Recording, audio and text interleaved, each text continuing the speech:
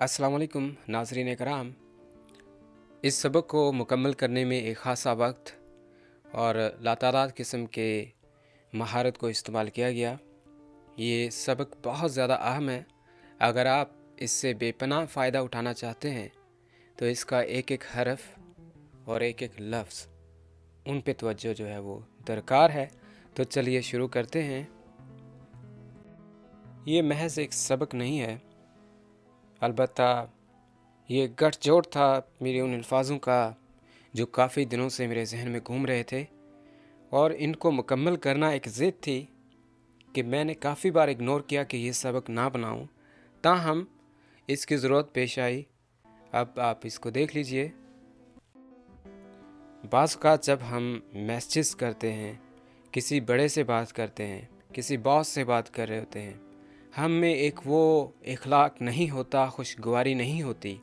चाहे हम जिस लहजे से भी इंग्लिश को बोलें, हमें जितनी भी इंग्लिश आती हो, अगर आप इस सबक की तरफ तवज्जो दें तो आप में वो बातें आएंगी जो आप अपने आप में लाना चाहते हैं, जिनके बगैर आपकी इंग्लिश जो है वो स्पोकन मुकम्मल नहीं होती।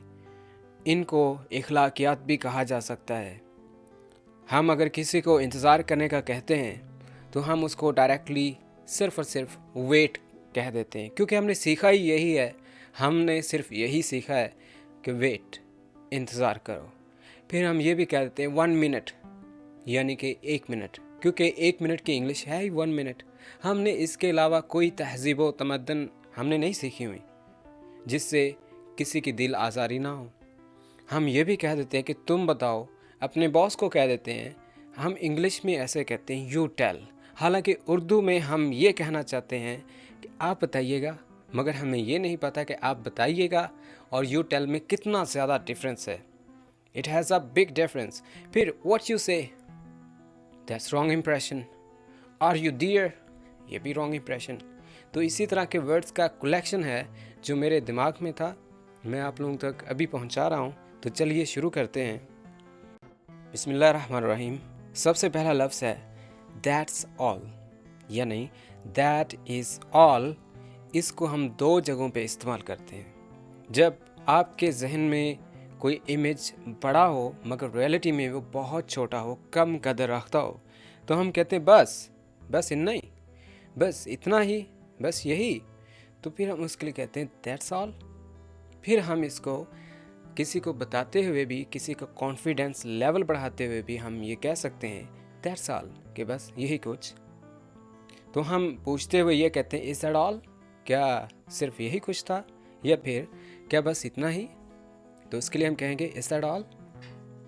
And the next word is that, excuse me, माफ़ कीजिएगा।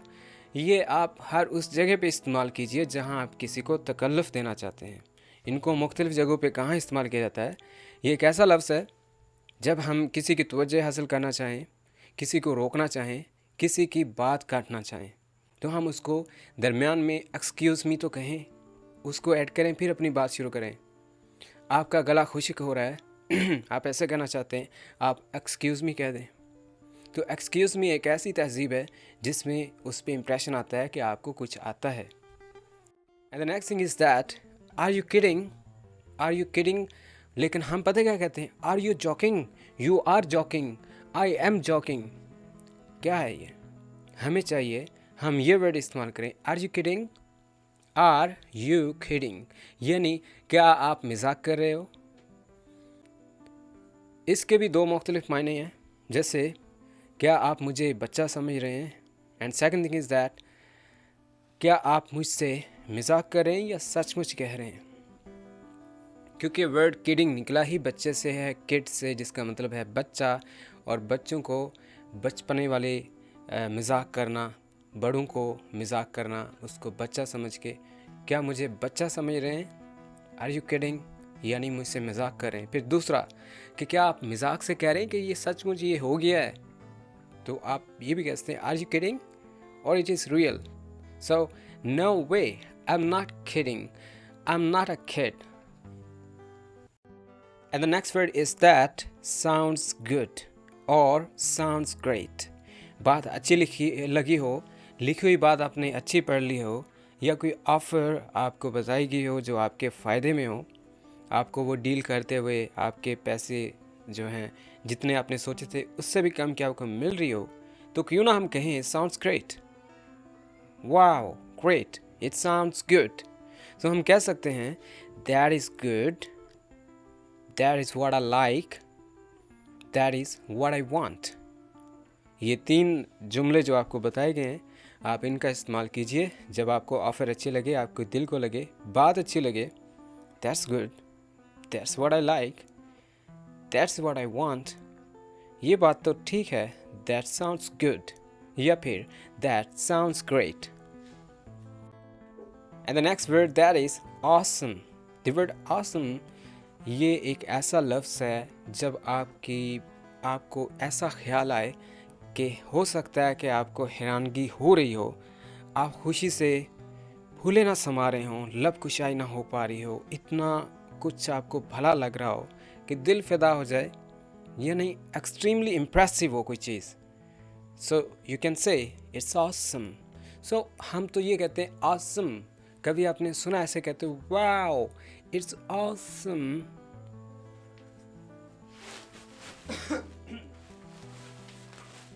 Excuse me. Wow, it's awesome. It's so amazing and awesome. And the next word is that is right. यानी ये भी ठीक है, that is right. इसके भी इस्तेमाल बेशतर है, मगर जो अहम इस्तेमाल है, किसी से आप इत्फाक करते हो, किसी की बात आपको लगे भली, उससे आप इत्फाक करें तो कह सकते हैं that is right, that is right।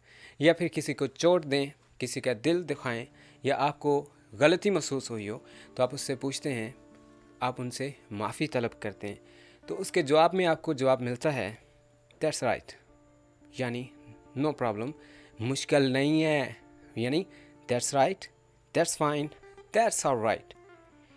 आप पूछते भी पूछ सकते हैं कि ये आपके लिए ठीक रहेगा, is that right.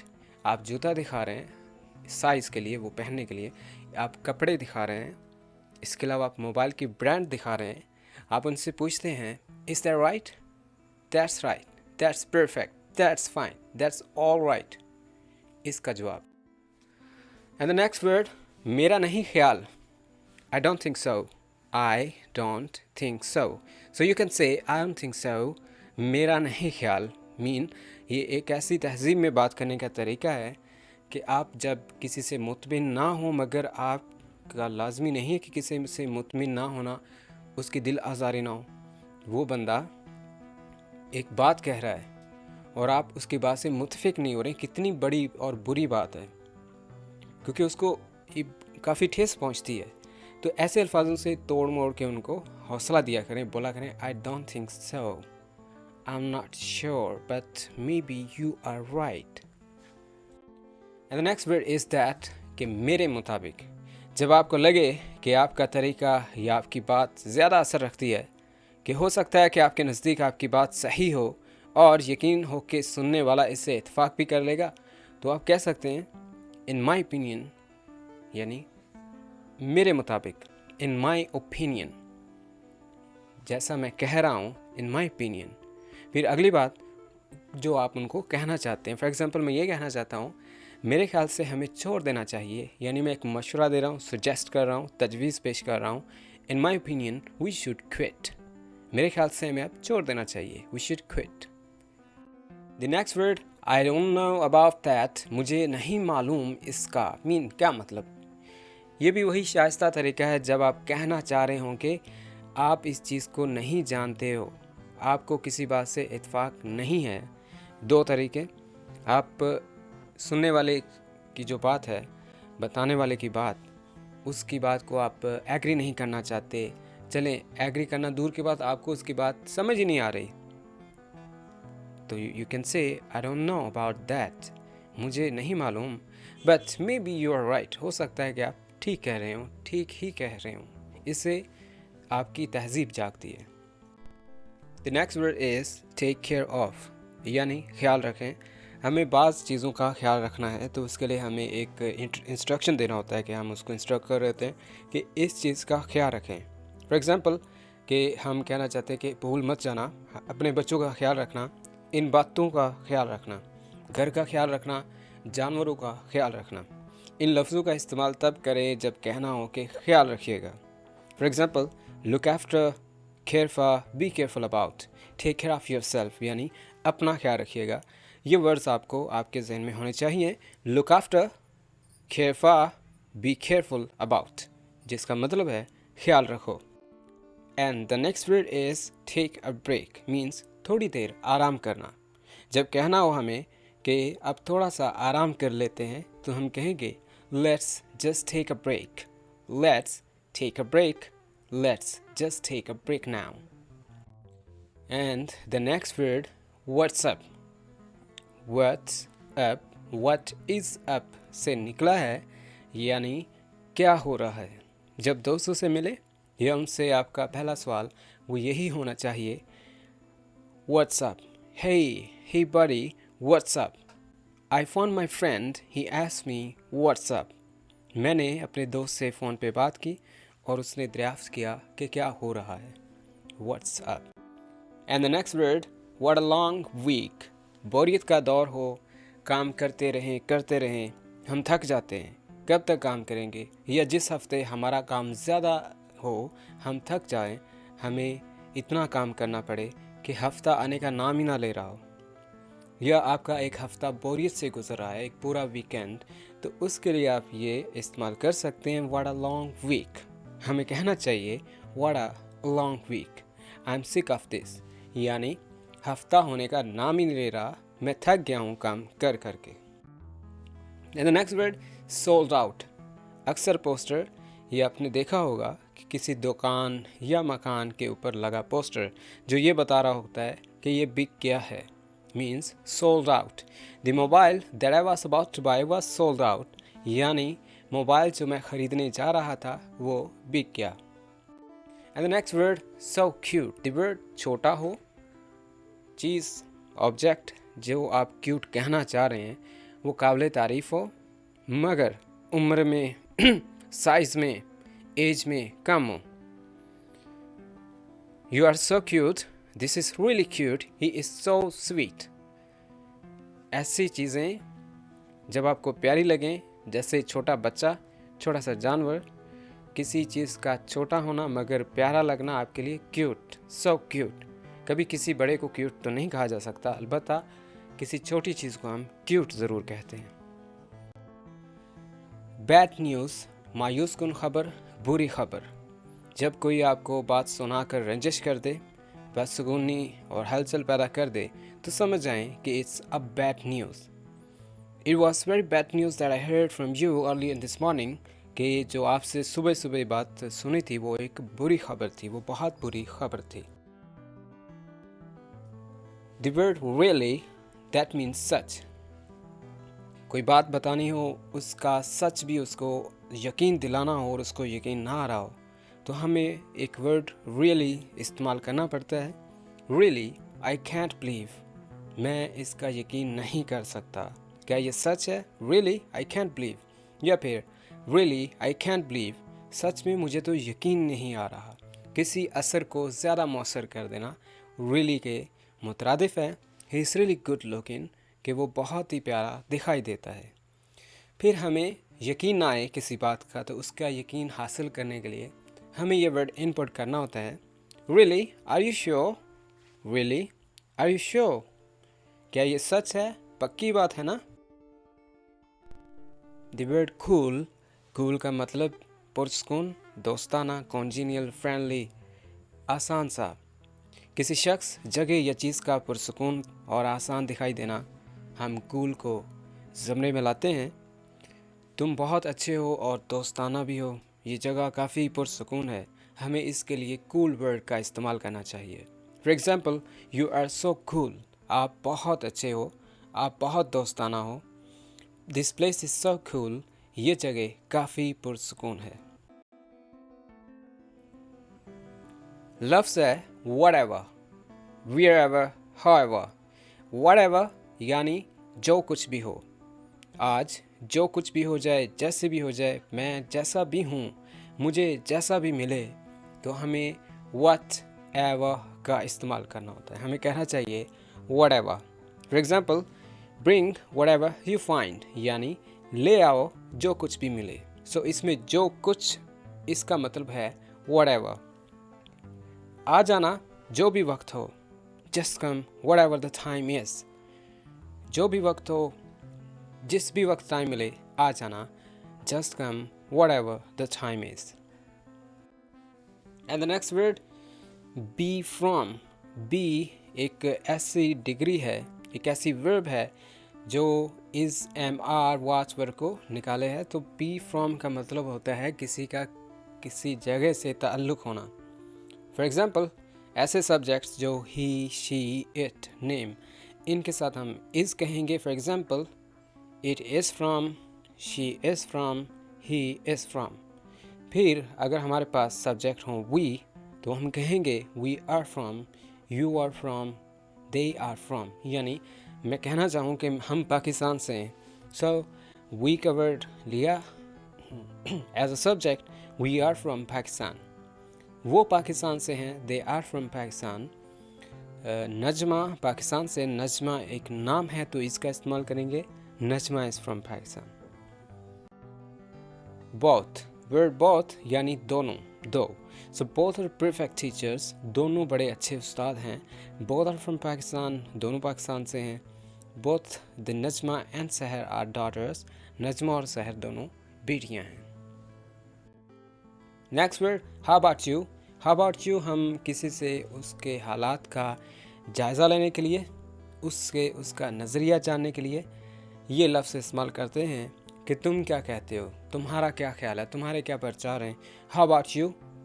How about you means I am good, मैं तो ठीक हूँ, और तुम सुनाओ, एंड व्हाट अबाउट यू, और हाउ अबाउट यू, तुम्हारा क्या नज़रिया है, व्हाट्स योर व्यू। लफ्ज़ है एग्री। एग्री का मतलब किसी से रज़ामंद होना।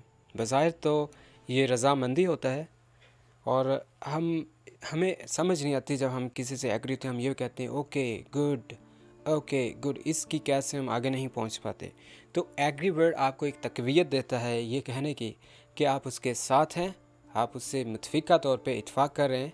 तो उसमें आप ये लफ्ज़ इस्तेमाल करें, I agree with you, that's right, you are right. कुछ वर्ड्स हैं, you are right, that's right, that's fine, it's okay, it's perfect. तो आप कहें I am agree with you, या फिर I am with you. The next word, not really care for। not really care for एक ऐसा पैमाना है जिसमें आपको किसी से कोई गर्ज नहीं होती, चाहे वो ज़मीन से लेके आसमां की बुलंदियों को छू रहा है या वो अरूज से ज़वाल में आया है। ना तो आपको कोई दुख हुआ है, ना कोई रंजिश है, ना ही आपको इसका अफसोस हुआ है, ना ही आपको कोई खुशी हुई है। तो आप उसके लिए नॉट रियली केयर फॉर का इस्तेमाल कर सकते हैं। आपको उससे कोई दिलचस्पी ना हो, आपके लिए वो चीज़ इम्पॉर्टेंस ना रखती हो। For example, I don't care much, ये वर्ड इस्तेमाल कीजिए। या फिर आई don't much like, I am not wild about. कुछ लोगों को क्रेज़ होता है, क्रेज़ होते हैं किसी चीज़ के बारे में, तो उसके बारे में कुछ नहीं भी होते। जो नहीं होते वो ये कह सकते हैं, I am not wild about, I don't much like, I don't really care for wherever she goes. मुझे उनकी इस बात से कोई लेना देना नहीं कि वो जहाँ भी जाए। तो आप कह दीजिए, I don't really care for wherever she goes. See या, द वर्ड सी या मीन्स कि सी यू। हम एक ही लफ्ज़ को बार बार नहीं इस्तेमाल कर सकते। जैसे सी यू, आप उसका एक शॉर्ट टर्म सी या का इस्तेमाल कर सकते हैं। जैसे आप कहना चाहें, catch you up later, see you later, bye for now, see you later. लफ्ज़ है how is the weather.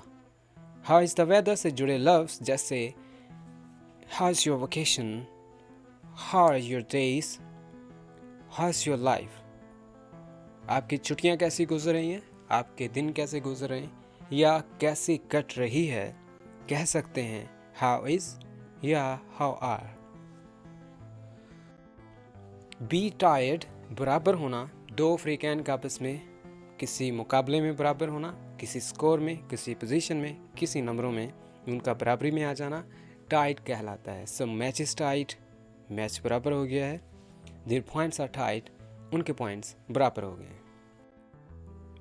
Stay in touch, सुना होगा अक्सर आपने एक प्रोग्राम में नाज़रीन को जब वो फिर दोबारा इसी हफ्ते या इसी दिन या कोई मुकर्रर दिन या आपने कहीं जाना है तो आपने एक ख़ास दिन वापस आना है और वो आप उनको 3 तारीख बता रहे हैं, तो उसमें आप उनसे कह सकते हैं कि हमारे साथ रहिएगा, stay in touch with us. For example, हमारे साथ रहिएगा, स्टे इन टच विद अस।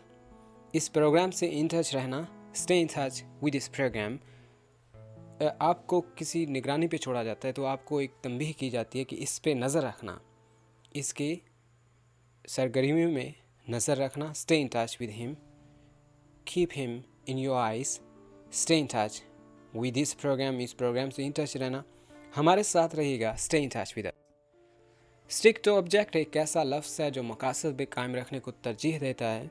जब आप किसी मकसद के साथ हैं, उसको ना छोड़ रहे हैं, उस पर कायम है, आप डिटरमाइंड है, साबित कदम है, so it means you are stick to something, stick to a purpose, stick to an object. हालात जैसे भी हों, हमें साथ रहना होगा, यानी एक से एक, दो को 11 बन के रहना पड़ेगा। For example, we should stick together whatever the situation, we should stick together, हमें इकट्ठा रहना है, व्हाटएवर द सिचुएशन इज़, जैसे भी हालात हों, हमें अपने मकसद पर कायम रहना चाहिए। We should stick to our purpose, यानी ऑब्जेक्ट एक ऐसा लफ्ज़ है, इसके मुतबादल आप किसी चीज़ को भी इस्तेमाल कर सकते हैं। जैसे पर्पस को इस्तेमाल किया, we should stick to our purpose, हमें अपने मकसद पर कायम रहना चाहिए।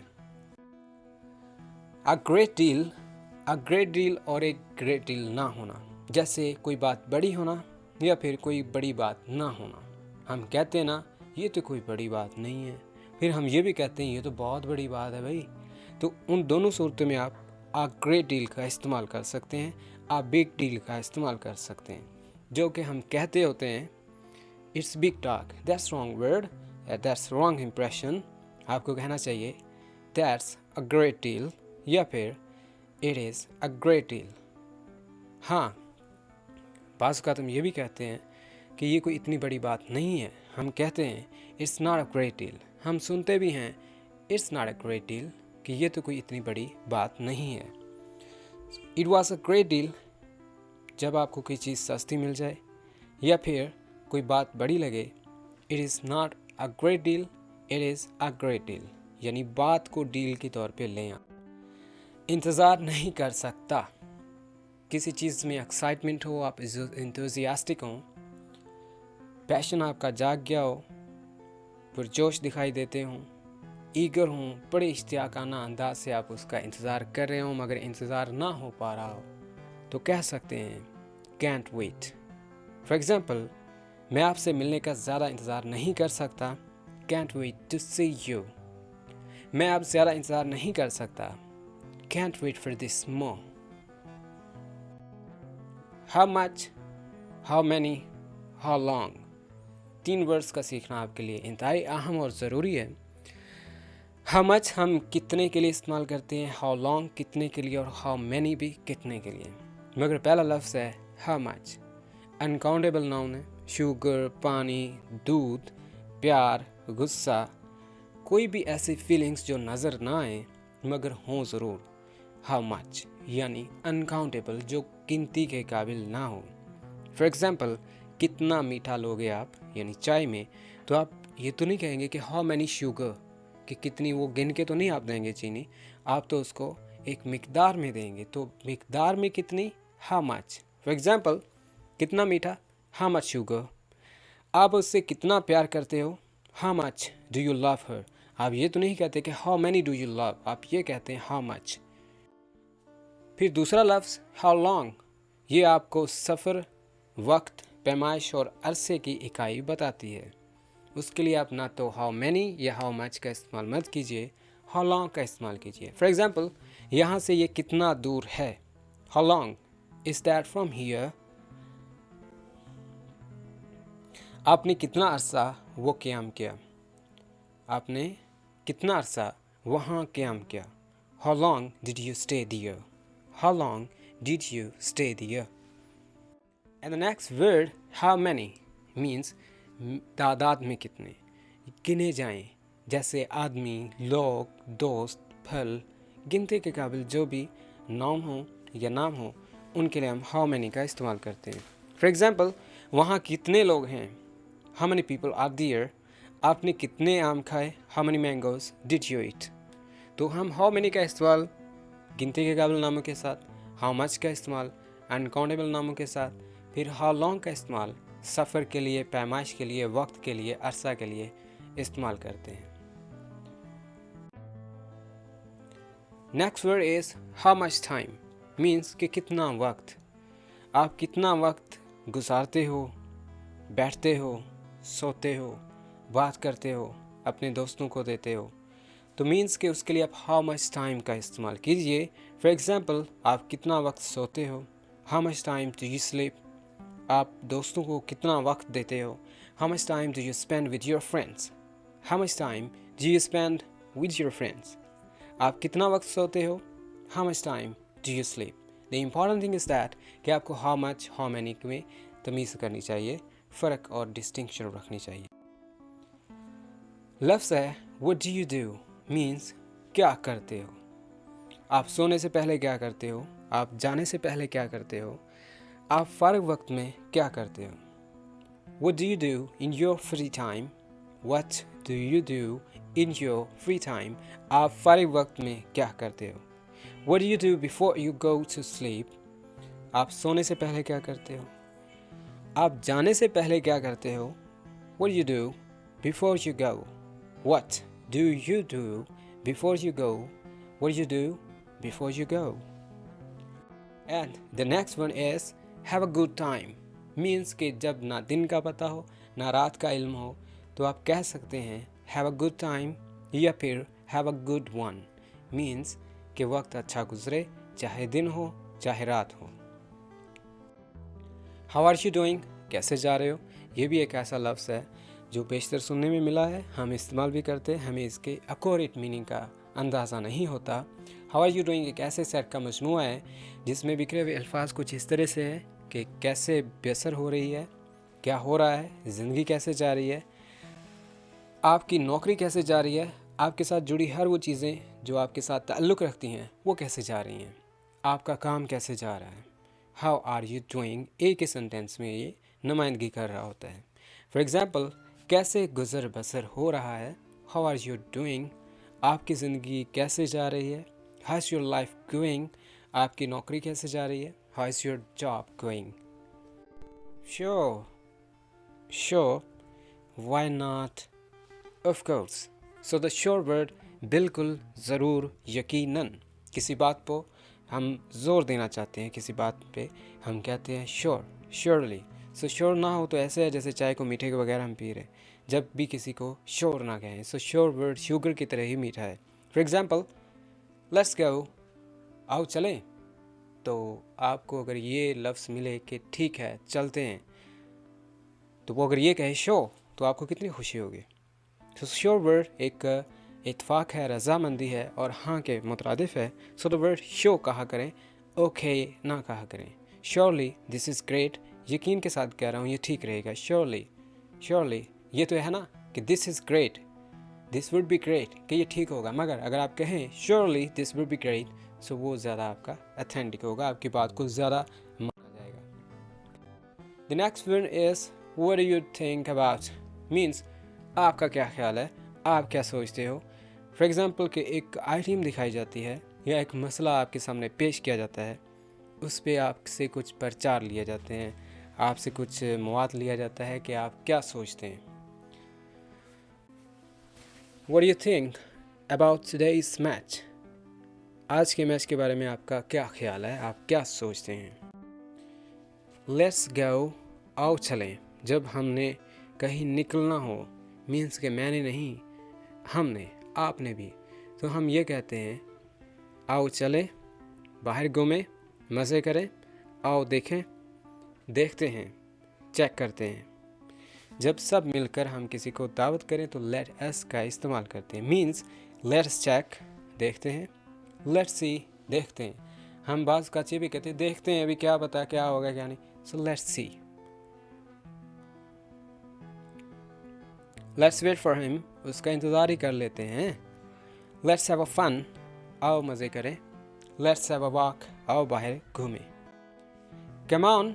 Come on वर्ड किसी को कायल करते हुए, किसी को मनाते हुए, हौसला अफजाई करके उसको बेहतर अंदाज में समझाने के लिए इस्तेमाल किया जाता है. अब मान भी जाओ. Come on. आओ तुम कर सकते हो. Come on, you can do it. Come on. Yeah, sometime. ये ज़रूरी नहीं कि एक ही लफ्ज़ को सीख के उसको बार बार गर्दाने. आप ये भी कह सकते हैं yes या फिर yeah. Next one yup. अगर यप वर्ड आपने सीख लिया तो ये नहीं कि हर लफ्ज़ पे यप यप. आपको चाहिए आप उसका जायका तब्दील करें, उसके कानों का.